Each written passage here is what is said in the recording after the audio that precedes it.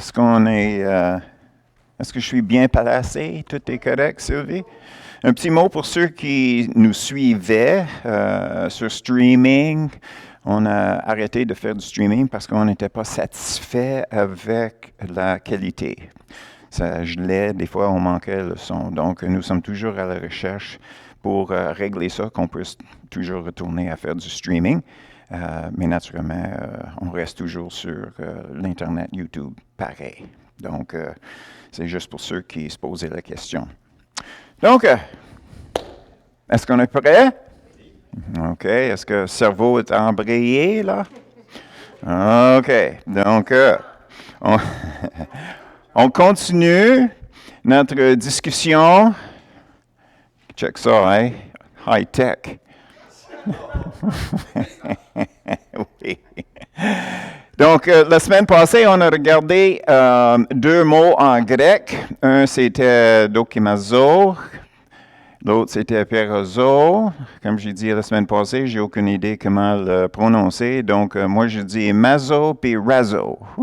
Donc, et juste pour faire un petit revue là-dessus, le dokimazo, ça, c'est un type d'examen qui est des fois dans les Écritures, comme que nous avons vu la semaine passée.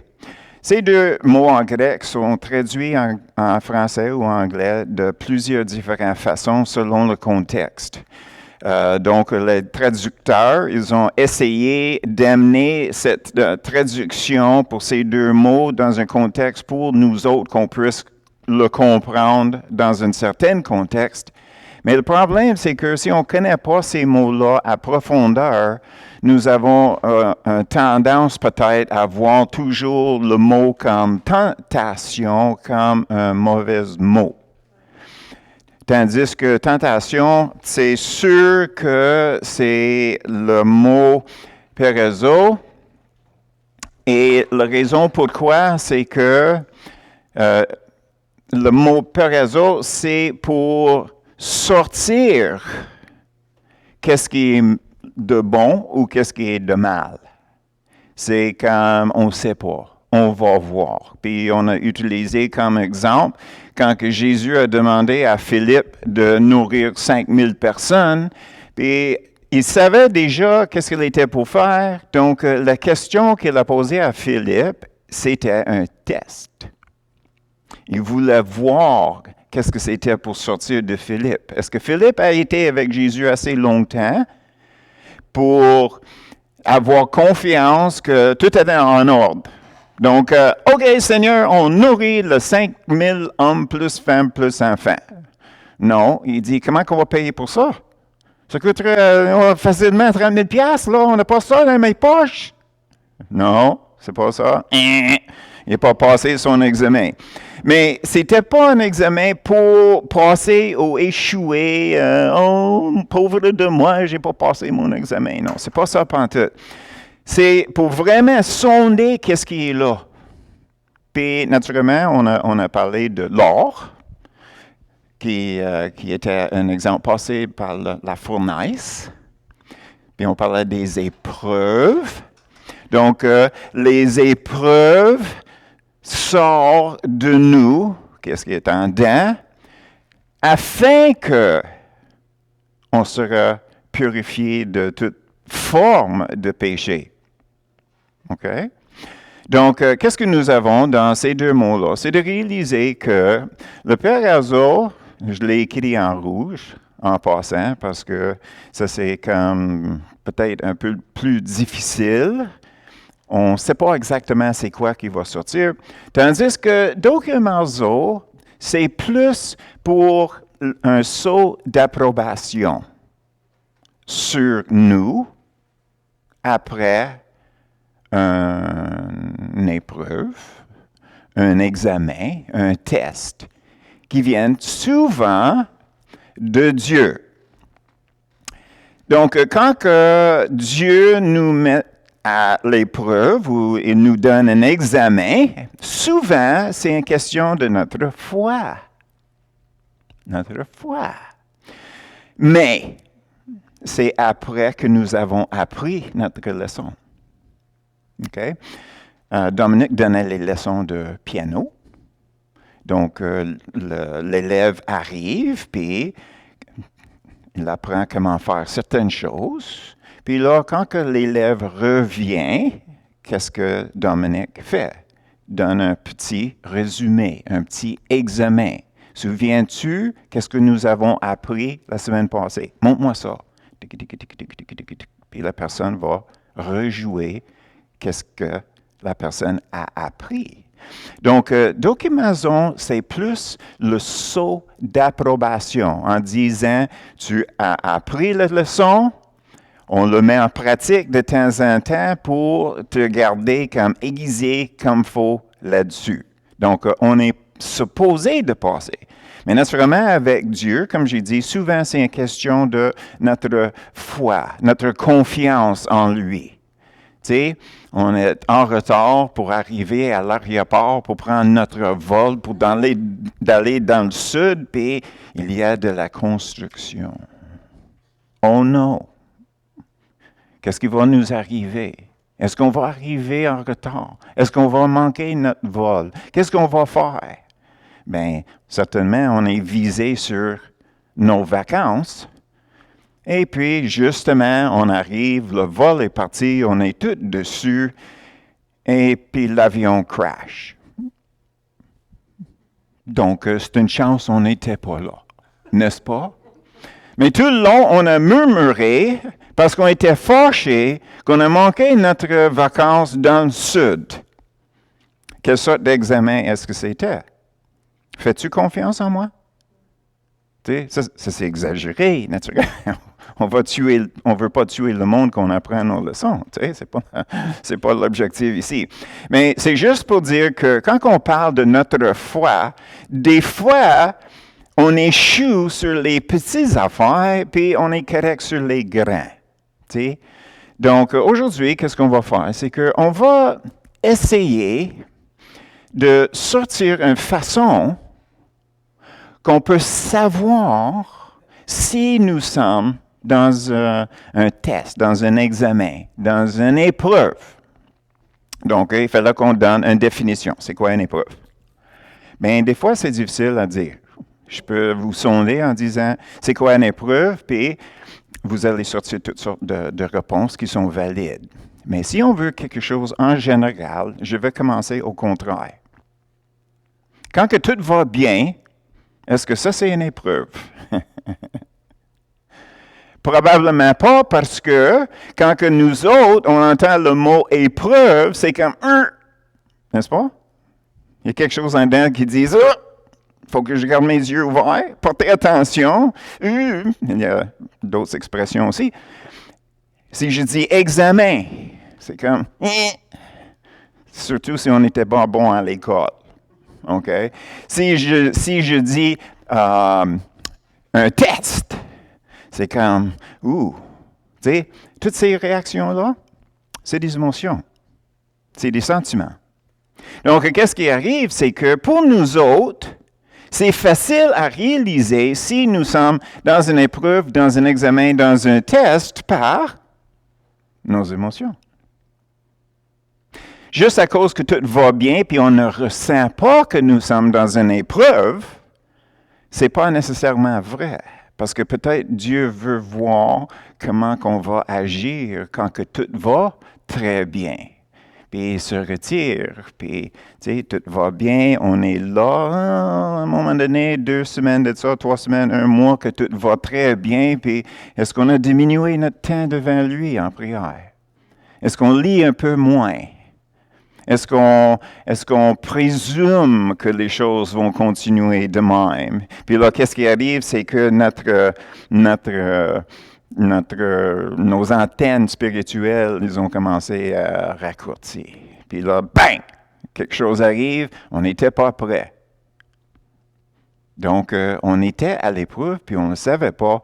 Mais on ne savait pas parce qu'on n'avait pas d'émotion.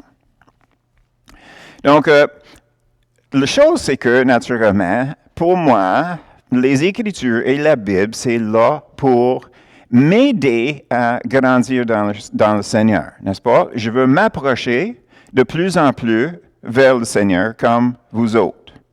Et je sais que pour avancer plus proche vers le Seigneur, il fallait que le moi en moi se diminue, que lui en moi peut grandir, n'est-ce pas? Donc, à travers de tout ça, ma volonté à moi est impliquée à travailler avec le Saint-Esprit. Parce que nous avons appris des choses sur le ministère du Saint-Esprit. Puis on voit que le Saint-Esprit est là pour nous aider à devenir de plus en plus comme Jésus. OK? Puis quand je dis comme Jésus, c'est pas pour dire guérir le malade et tout et tout. Comme Jésus dans sa personne, le caractère que lui, il est. C'est ça que Dieu cherche. Il cherche ceux qui sont de plus en plus comme Jésus, naturellement. Puis on comprend ça très bien. Donc, je me mets dans les mains, on se met dans les mains du Saint-Esprit, autant que possible, qu'il puisse nous guider, qu'on puisse être conformé à l'image de Jésus. Et naturellement, pour faire ça, comme j'ai dit, que lui peut grandir dans notre cœur, il fallait que mon égoïsme diminue. Donc, comme c'est bien expliqué, les tentations, dans le sens qu'on connaît, les tentations envers le mal viennent du diable et nos propres convoitises. N'est-ce pas? Ça, c'est bien expliqué. Donc, le diable, ben, ça, c'est sa job. Donc, on comprend très bien, puis ça, c'est correct, on n'accepte pas trop de misère, mais quand que j'utilise le mot convoitise, dans les Écritures, ça veut dire nos propres passions, qu'est-ce que nous voulons nous-mêmes. Donc, qu'est-ce que moi je veux à comparer avec qu'est-ce que Dieu veut pour moi. Si je décide d'aller avec qu'est-ce que moi je veux, bibliquement, ça c'est la convoitise. Ça c'est la passion que j'ai en moi, pour moi. Et là, c'est égoïsme. Égo, ça veut dire centre. OK? Égo, centre. Donc, là, nous avons un peu l'idée que le pérazo, tentation. Maintenant, on rentre dans quelque chose qui est un peu plus pratique. OK? Parce que je pense qu'on réalise que la place où ce qu'on peut être testé, examiné, on peut avoir les plus grandes épreuves, c'est dans nos relations. Combien de fois est-ce qu'on ne ressent pas bien quand on est tout seul? Je suis seul, je suis bien. Tu sais, c'est comme ça. Des fois, je vais avoir un petit chicane avec moi-même, mais ça ne compte pas. Habituellement, les épreuves viennent des autres. Alors, qu'est-ce que nous avons? Nous avons le document Zo, et ça, c'est vraiment, on a déjà compris la leçon. On sait qu'on doit embarquer dans qu'est-ce que nous avons appris, et on le fait. Donc, nous avons le sceau d'approbation de Dieu bien fait, bon et fidèle serviteur. N'est-ce pas? Tandis que quand on rentre dans Pérazo, c'est un peu plus compliqué parce que là, c'est pour nous avoir c'est quoi qui va sortir. Quand que c'est le Seigneur qui nous met dans une situation comme ça, bien, naturellement, c'est pas la même chose que quand que c'est le diable. Le Seigneur veut sortir de nous le mal qu'on puisse apprendre. Donc, on va réaliser par qu'est-ce qui sort de nous qu'il y a quelque chose en dedans qui ne tourne pas rond. Tandis que le diable est là, c'est « Oh, il a échoué, bravo, je suis bien content. » Mais le diable n'est pas obligé d'envoyer une douzaine de démons à chaque chrétien pour le tenter. Parce que c'est lui qui est le Dieu de ce monde. n'est-ce pas? Donc, notre système, nos systèmes, notre système dans le sens de l'éducation, les banques, la loi, le gouvernement, toutes ces choses-là sont bien influencées par le diable, incluant les médias, les arts et toutes ces choses-là. Donc, nous avons vu que nous sommes élevés dans le monde. Nous avons déjà une certaine perspective, point de vue que nous avons adopté. Et qu'est-ce qui arrive, c'est que dans nos relations, dans nos communications, veut pas, ça sort. Donc, dans nos relations, il fallait qu'on retourne à l'intention. OK? Et j'ai pas fait un dessin, mais je pense que je peux créer un dessin dans vos pensées. On va commencer avec notre cœur. OK? Nous avons quelque chose dans nos cœurs qu'on veut partager avec une autre personne. Donc, qu'est-ce que nous avons? C'est cette idée-là qui est en nous. Et cette idée-là, la première chose que ça va faire, c'est que ça va monter, mettons, on va dire le cœur, ça monte au cerveau. Puis, mais que ça arrive dans le cerveau, c'est le cerveau qui décide à quelle méthode à transmettre cette intention-là. OK? Donc, j'ai l'intention à gagner Louise.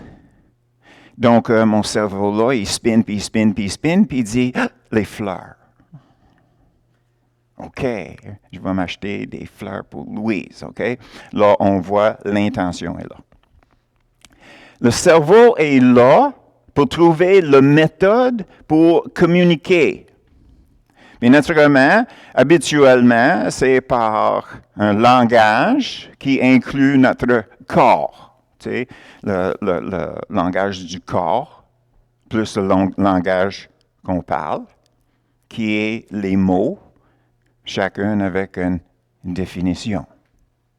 Mais on sait très bien qu'on peut parler le français, mais dépendamment d'où ce qu'on vient, on va se servir de certaines expressions, certains mots qui sont confusants pour quelqu'un qui vient d'une autre place qui parle le français. Donc, nous avons les pays en Afrique qui parlent français, nous avons la France qui parle français et nous autres qui parlent français, excuse-moi. Tout ça pour dire que la transmission par les mots, les idées, passe par le filtreur de notre société et notre expérience. Déjà, on voit la complexité. C'est même pas rendu dans l'oreille, dans la compréhension de l'autre personne, mais la façon qu'on explique les choses, les gestes qu'on utilise. Ça, c'est tout inclus dans ça. Donc, ça passe par cette filtre-là qui est comme parfois tordu dans la transmission d'une personne à l'autre. Puis là, qu'est-ce qui arrive? C'est que ça rentre dans l'oreille de l'autre. Puis là, c'est encore plus compliqué parce que cette personne-là, moi, toi, tout le monde, on a du bagage. On a du bagage. Donc, un certain mot peut tirer une émotion, même si ce n'est pas supposé. N'est-ce pas? Est-ce que ce n'est pas vrai? OK? Si quelqu'un nous dit « je t'aime », OK? Oh, ça rend bien. Mais si quelqu'un vient nous voir en disant « il y a un petit quelque chose », oh, non! Ça en vient le train. OK? Dépendamment sur notre vécu dans le monde. Donc, nous avons l'influence du monde, nous avons l'influence de notre expérience, notre vécu, notre concept des paroles qui sont utilisées, et tout ça, c'est mélangé dans la personne qui reçoit cette communication-là. Puis après ça, ça rentre dans le cœur, puis qu'est-ce que ça fait? Est-ce que ça fait une explosion? Est-ce que c'est intentionnel? Ou est-ce que ce n'est pas intentionnel?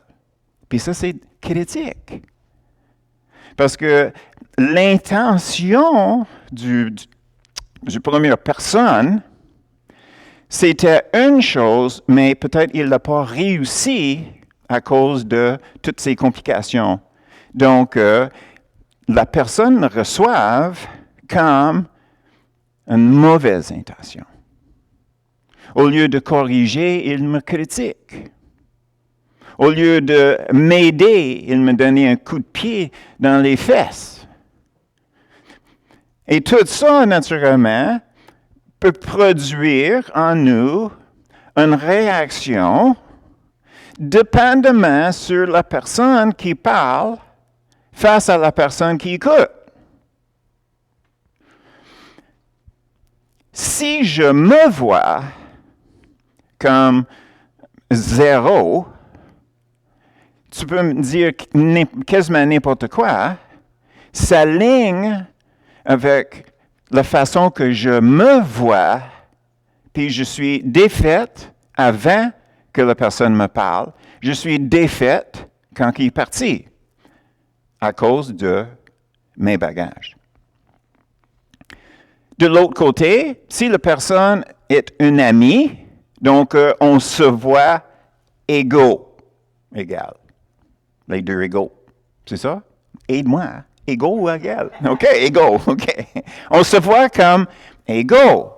Donc, la façon que quelqu'un qui est égal avec moi me parle, c'est reçu d'une certaine façon.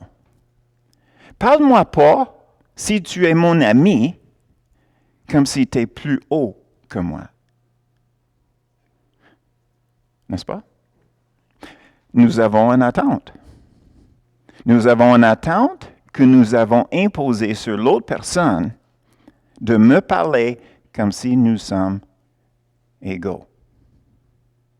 Puis là, on continue sur l'échelle. Là, quelqu'un nous parle qu'on voit élevé, comme un pasteur. Non. Il y a, dans certaines cultures, le fait qu'une personne, c'est un pasteur, cette personne-là est supérieure. Donc, une personne qui est aperçue comme supérieure, il peut parler à quelqu'un d'une façon pour le manipuler et le contrôler. On l'a déjà vu dans les églises. Le pasteur est supposé d'être comme Moïse pour Israël.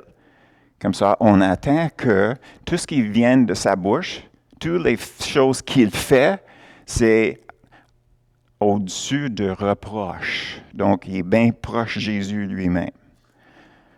Tu sais, on avait de la difficulté avec les hispanophones quand les hispanophones étaient ici. Parce que les hispanophones m'appelaient pasteur. Puis j'ai dit non, hermana, hermano, frère. Je suis ton frère. Je ne suis pas pasteur. Nous sommes au même niveau. Puis eux autres, ils n'aimaient pas ça. Ils n'aimaient pas ça. Parce que eux autres, ils mettaient le poids de responsabilité devant Dieu sur le pasteur. Comme le peuple d'Israël a fait avec Moïse. Non, on ne veut pas parler avec Dieu directement. Vas-y. Tu y parles, tu reviens, on va faire qu'est-ce que tu nous dis de faire. N'est-ce pas? Là, on voit dans tout ça l'intention de la personne qui parle. Est-ce que cette intention-là, c'est pour le bien de l'autre personne? Ou bien est-ce que c'est pour un peu de manipulation, un peu de contrôle, un peu de domination? Et ça, c'est un des problèmes dans les couples où ce que c'est enseigné que le mari est égal avec Jésus, moi je suis juste sa femme. Non, pas en tout. Pas du tout. Les deux sont égales. Deux différents rôles sont égaux. Donc, la femme se trouve dans une situation que elle sait très bien qu'est-ce qui est écrit dans les Écritures. Elle sait très bien qu'est-ce que le Seigneur lui dit. Son mari dit le contraire. Qu'est-ce qu'elle fait? Je vais vous donner un exemple de quelque chose qui m'était arrivé. J'ai connu une jeune fille qui est venue au Seigneur. Puis elle aimait le Seigneur, elle voulait servir le Seigneur. Son mari n'était pas sauvé.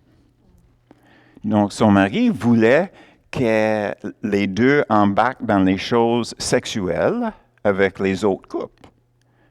Qu'elle ne voulait rien savoir de ça.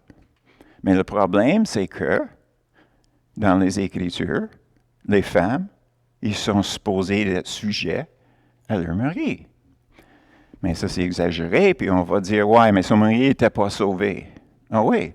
Donc, ça veut dire que les hommes qui se disent sauvés sont parfaits, puis ils ne demanderaient pas à leur femme de faire les choses contre la Bible? Certainement, oui. On a trop de cas d'abus dans les mariages. Donc, qu'est-ce qu'on fait? Est-ce que la femme est supposée de rester là, être abusée? Je pense pas. Pas dans tous les cas, anyway. Tu sais, c'est quand même un sujet assez délicat. Mais dans le fond de ça, la question, c'est que, est-ce que la femme aime Jésus plus que son mari? Il fallait que tout le monde, tous les chrétiens,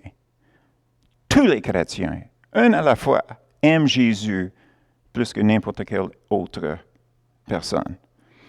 Est-ce que ça va causer un conflit? Ben oui. Ben oui, c'est sûr. Le mari n'aimerait pas ça. Tu sais, il se voyait ici. Elle le voyait ici. Puis là, quelqu'un arrive en disant comme vous êtes égaux devant Jésus. Si ton mari ne m'écoute pas, c'est quoi ton excuse quand tu arrives devant moi? Je t'avais demandé de faire ça. C'est dans les Écritures, c'est selon les Écritures. Le Saint-Esprit a mis une conviction en toi. Puis là, tu vas écouter ton mari? Non. Non. On ne fait pas ça. Le Seigneur est premier. Le Seigneur est premier. Puis dans ce cas-là, naturellement, on voit que le mari, son intention, c'est de garder sa femme ici, sous contrôle.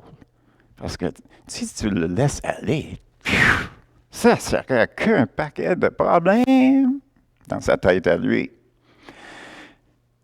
OK. On voit comment que les communications, les relations peuvent être très difficiles. Alors, moi, je ne suis pas un psychologue. Je n'essaie pas d'être un psychologue, mais j'essaie de trouver des choses pratiques dans les Écritures qui peuvent nous aider à comprendre les choses. Donc, la première chose qu'on va regarder, c'est Matthieu 12, 35. Matthieu 12, 35.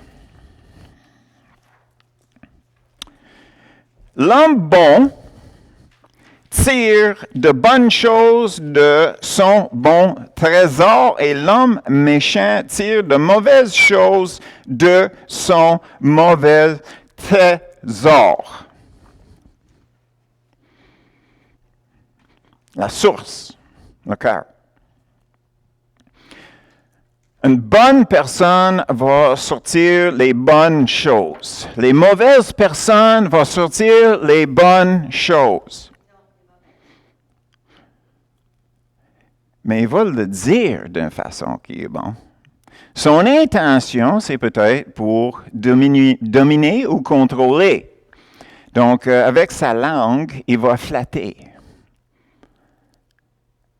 Puis quelqu'un qui est susceptible à la flattage, va dire « Oh, ben oui. Oh, c'est bien trop vrai. Quel vendeur. » Donc, ici, il fallait qu'on ait un peu de discernement. Est-ce que nous avons du discernement? Oui. Oui, on a du discernement, puis on va retourner là-dessus dans un moment, parce qu'on veut regarder Éphésiens 4, 29 avant qu'on continue. Éphésiens.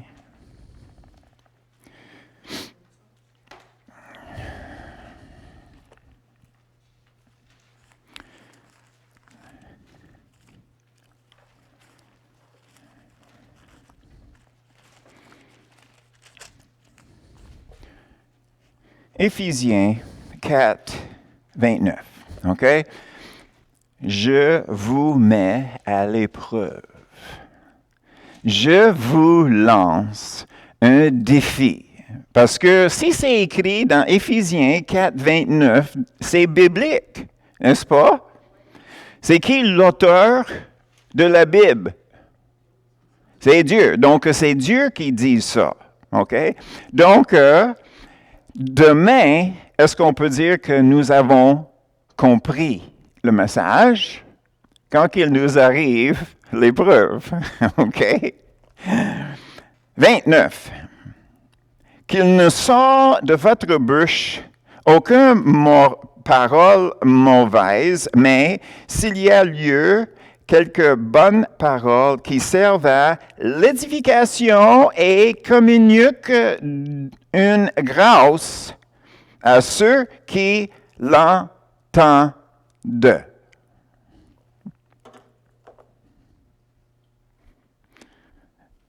Ça, c'est facile pour moi, à cause de ma mère. Elle me disait, elle a pu finir, si tu ne peux pas dire quelque chose de bon, ferme ta gueule. Si tu ne peux pas dire quelque chose de... Elle n'était pas sauvée.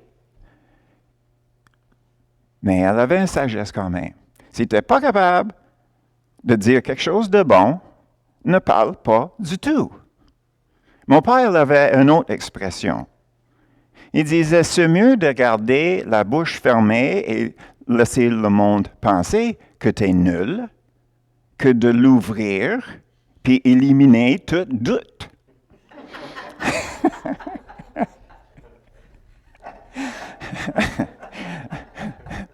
Donc, moi, je l'ai reçu des deux bords. OK. Donc, c'est quoi la leçon? OK?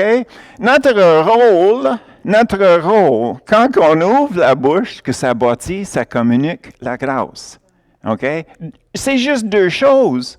C'est pas une longue liste, là. On devrait être capable de mémoriser. Si on n'est pas capable de dire quelque chose pour bâtir une personne, ou bien de soulager une personne, mais parle pas.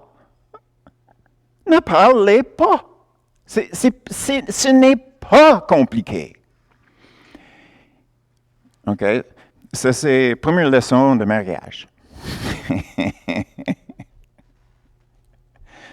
Parce que nous avons une tendance, après être avec une personne ou des amis, une période de temps, de prendre les libertés. N'est-ce pas? Tu sais, j'essaie toujours de voir Louise comme que je l'ai vue avant, quand on sortait ensemble, avant qu'on s'est mariés. Tu sais, est-ce que vous vous souvenez comment que vous étiez avant?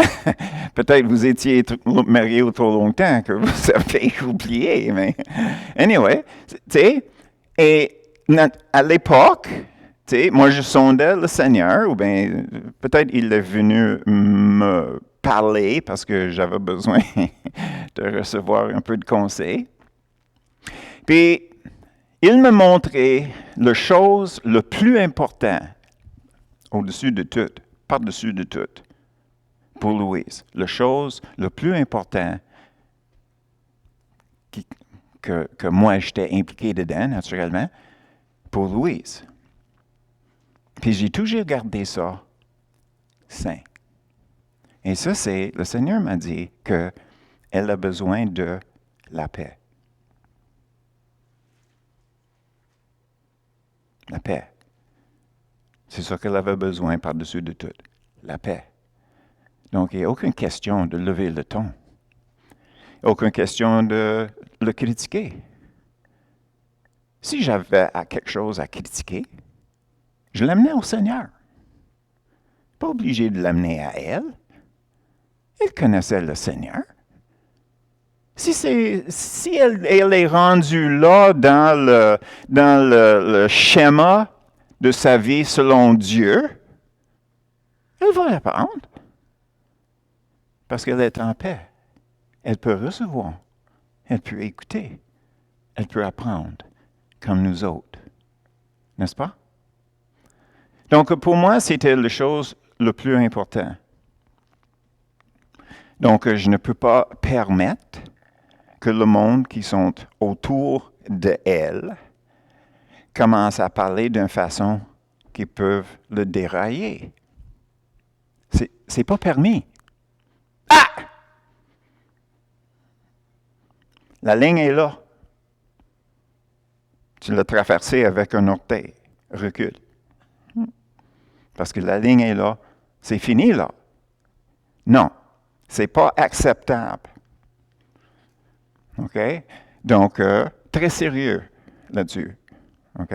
Puis, ça, c'est la même chose quand on parle de cette écriture-là. Bâtir ou soulagement.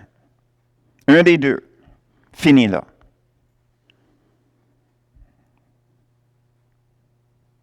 OK? À demain. OK?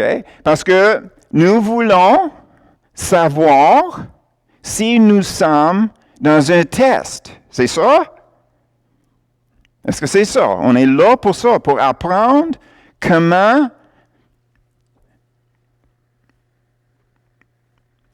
discerner quand nous sommes dans une épreuve ou un examen. Okay? Nous avons besoin d'une façon pour se sonder, pour savoir où nous sommes. Donc, la première chose, c'est que si on n'est pas en paix, c'est sûr que nous sommes dans une épreuve. Mais naturellement, on peut être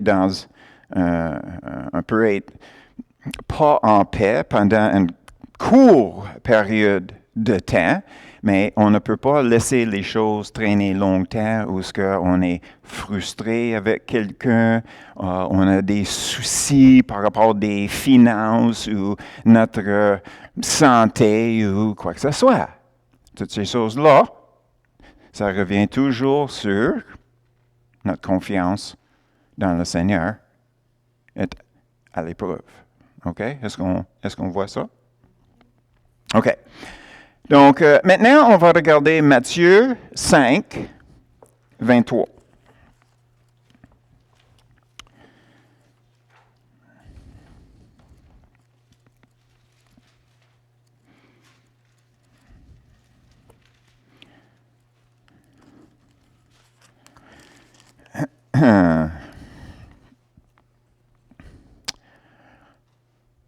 Matthieu 5, 23 à 26.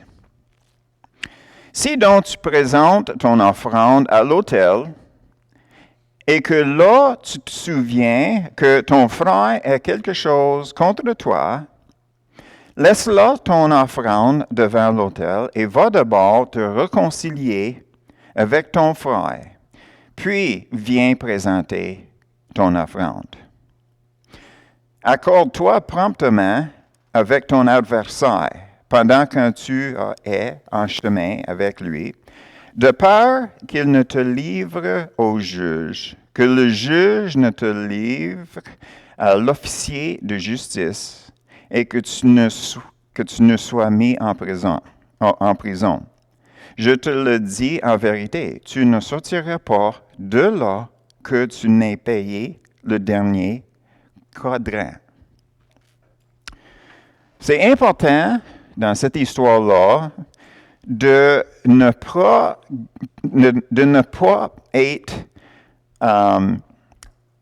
poigné avec, dans le verset 23, tu te souviens que ton frère a quelque chose contre toi.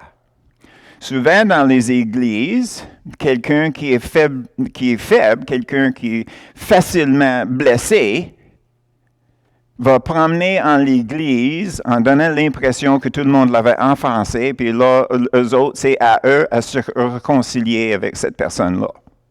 Selon ça. Oh, tu m'as offensé. Tu devrais venir me voir et te demander pardon de ma part. C'est comme ça que ça marche. Ben, OK, ça c'est ton point de vue. Mais le problème, c'est que si tu vas un peu plus loin, tu vois que la personne ici est coupable. Le juge n'envoie pas un non coupable en prison dans les Écritures. Peut-être dans la vraie vie, mais on parle des Écritures. Dans les Écritures, on a ça pour un exemple, comme ça, on ne peut pas le tordre trop. OK? Donc, ici, c'est évident que la personne a vraiment offensé. Il avait fait quelque chose par exprès. Son intention était de le faire. Il l'avait fait, puis là, il vire de bord, puis part. Puis il laisse l'autre aller. Maintenant, on va regarder le verset 22 qui commence tout ça. Mais moi, je veux dire que quiconque se met en colère contre son frère, qu'est-ce qui manque dans la traduction que j'ai, c'est avec raison. Quelqu'un qui est en colère contre quelqu'un qui n'a pas de raison. Autrement dit, on n'a pas le droit d'être en colère avec quelqu'un juste parce qu'on n'aime pas leur chemise. J'exagère. Leur façon. OK? J'aime pas cette personne-là. Elle m'a rien fait. Donc, j'ai pas le droit d'être fâché contre quelqu'un sans que la personne, par exprès, l'avait fait. Donc, ça prend un peu de discernement parce que la question en ce moment-là, c'est que est-ce que c'était par exprès, est-ce que c'était un accident de communication? Bien, ça, c'est facile à régler. On sait c'est lequel. On sait. On a juste à aller voir la personne en disant, j'ai l'impression que, il y a quelque chose entre nous qui n'était pas là avant. Donc, je ne suis pas sûr, peut-être j'ai tort, mais, je veux juste m'assurer que tout est correct. Ouais. Non, je ne suis pas convaincu. Est-ce que c'est oui ou non? Pas ouais. Ouais, c'est non puis oui en même temps. OK? Donc, c'est la personne qui aperçoit qu'il y a quelque chose qui est là, vu qu'il l'aperçoit, que l'autre personne a quelque chose contre lui, il va aller le voir, il va demander si c'est vrai, qu'est-ce qu'il ressent, puis il prend responsabilité pour qu'est-ce qui était dit ou fait. OK? Donc, je m'excuse profondément. Ce n'était pas mon intention. Peut-être je me suis mal expliqué ou bien, tu sais, quelque chose qui est arrivé à quelque part que, tu sais, j'aurais pu faire ça un peu différent, mais c'était surtout pas mon intention de te donner cette impression-là. Je m'excuse. Ou bien, on va dire, est-ce qu'il y a quelque chose? Non! Menteur. Mais anyway, on ne dit pas, parce que ce n'est pas une bonne chose à dire. Okay? On réalise que la personne a quelque chose qui est là, mais ils ne sont pas prêts à communiquer encore. T'sais, des fois, il faut donner un peu de temps, que la personne peut mettre les choses en ordre. Soit en me donnant le bénéfice du doute, que, ben peut-être, c'était tout simplement mal, qu'il y a une mauvaise communication. Ou bien, ce Snorro-là, il voulait me blesser, il est venu me chercher, puis là, il m'a eu, puis là, je vais le flusher, c'est fini. Puis ça arrive trop souvent. Puis je ose à dire, surtout ici à Québec. Tu peux être des grands amis pendant des années, un petit accroche, puis parti. Parle plus jamais. Hein? Est-ce que vous avez vécu ça?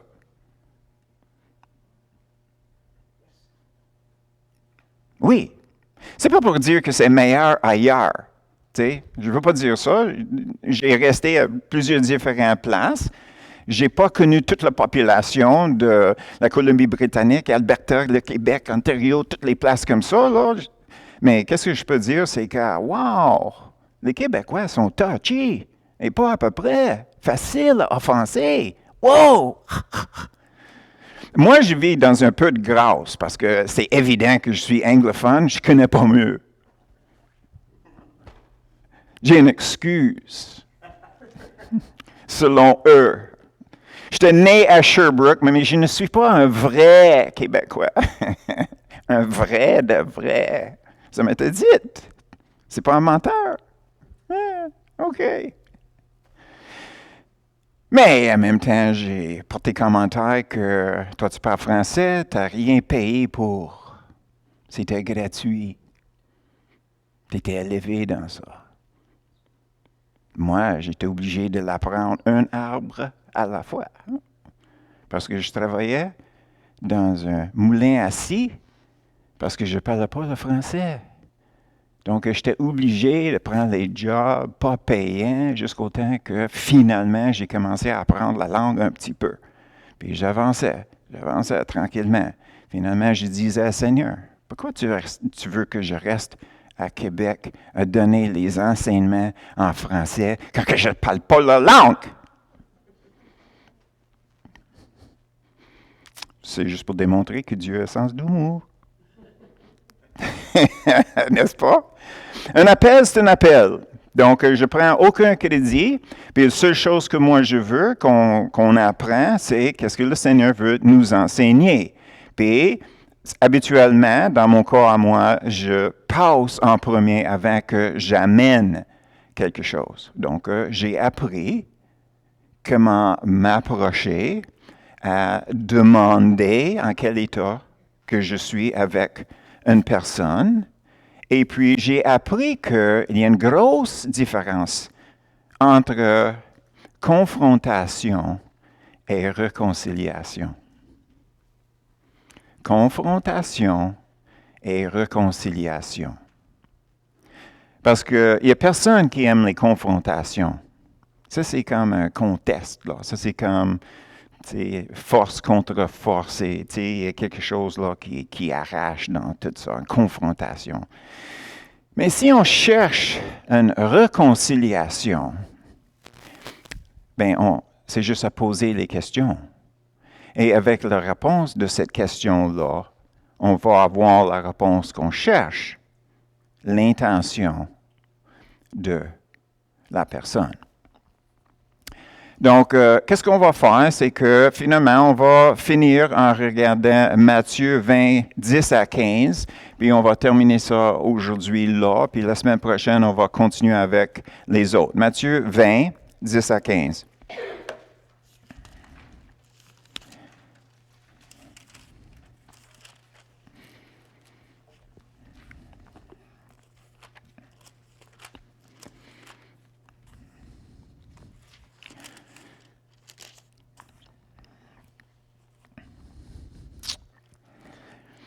Ça, c'est l'histoire que l'homme a sorti et engagé les ouvriers à chaque quelques heures. OK? Puis là, à la fin, les premiers viennent ensuite, croyant recevoir davantage, mais ils reçurent aussi chacun un denier. En le recevant, ils murmurent contre le maître de la maison. Tu vois que Matthieu, c'est avant Éphésiens. Donc, eux autres, ils ne sont pas rendus là dans leur Bible encore. Donc, ils murmuraient. Et dire, ces derniers n'ont travaillé qu'une heure. Est-il était légal de nous qui avons supporté la fatigue du jour et la chaleur? Quel vendeur! Il répondit à l'un d'eux, mon ami, je ne te fais pas tort. Qu'est-ce qu'il a dit? Je ne te fais pas tort. Vous êtes offensés, ce n'est pas à cause de moi. Vous n'avez pas raison. J'ai rien fait de mal. OK? Tu vois comment que ça va ensemble ici, n'est-ce pas? Écoute, juste à cause que quelqu'un est offensé, ça ne dit pas qu'ils ont raison. Malgré ce qui est enseigné dans beaucoup d'églises. Oui, je devrais être sensible aux autres. Je devrais pratiquer l'amour de 1 Corinthiens chapitre 13, d'apprendre la patience. Tu sais, c'est pas tout le monde qui est facile, n'est-ce pas? Donc, quand même, traiter égaux. Égal. Égaux, égal, égaux, égal. Lequel? OK? Donc, en ce moment-là, on se voit comme ça, là. Donc, ne m'accuse pas. On continue. N'as-tu pas convenu avec moi d'un dernier? Prends ce que te revient et va-t'en. Je veux donner à ce dernier autant qu'à toi. Ne m'est-il pas permis de faire de mon bien que je veux? Vois-tu d'un mauvais œil que je sois bon? Donc, la question que moi je me posais quand je lisais ça, c'est pourquoi il avait demandé les derniers de venir en premier et les premiers d'arriver en dernier. Est-ce qu'il n'a pas su qu'il était pour avoir un chicane? Hein? C'est ça qu'on dirait en lisant. Comment ça se fait? Tu sais, à ma place, je cacherais ma générosité. Tu sais? Mais c'est parce que le Seigneur veut qu'on apprenne quelque chose. Le Seigneur fait. Qu'est-ce qu'il fait? Parce que nous avons dit que nous donnons nos vies à lui. Donc, il a le droit de faire qu'est-ce qu'il veut avec nous, n'est-ce pas? Est-ce qu'on a raison pour chialer? Non. Est-ce que Dieu n'est que bon? Dieu n'est que bon. Il est impossible de faire une erreur, OK? Mon opinion ne dépasse pas son autorité. Donc, c'est là où nous sommes pour aujourd'hui. Anyway, on termine sur ce note-là. Il y a des ajustements qu'il faut qu'on fasse par rapport à notre culture et la façon qu'on était élevé, les amis qu'on avait, les exemples que nous avons eus. Puis il y a beaucoup de choses qu'il fallait qu'on défait. Mais on sait que le ministère du Saint-Esprit, c'est de nous changer nos idées pour être conformés à Jésus. N'est-ce pas? OK. Est-ce qu'on veut être comme Jésus? Tout le monde se dit, oui, je veux être comme Jésus. Donc, indirectement, on est là, puis on se dit, j'embarque Saint-Esprit avec toi dans ton programme pour moi. Donc, je ne marmotte pas. Non, je ne marmotte pas. Je me cache pas dans un trou. Je vous ai eu. Non. Murmure. Il n'y a pas d'injustice. Il n'y a pas d'injustice pour un chrétien. C'est aussi bien de sortir ici avec cette idée-là. Il ne m'arrivera pas aucune injustice, juste des épreuves. Mais, c'est pas pour dire qu'on va les aimer. Mais, en continuant la semaine prochaine avec ce que nous avons commencé aujourd'hui, on va arriver à une place où on va avoir une description tangible, très élaborée de la personne que nous voulons être, à part de comme Jésus, la personne qu'on veut être, et comment s'assurer qu'on s'en va dans la bonne direction pour arriver. C'est ça la partie qui est intéressante. C'est merveilleux. Donc, retournez la semaine prochaine. Mais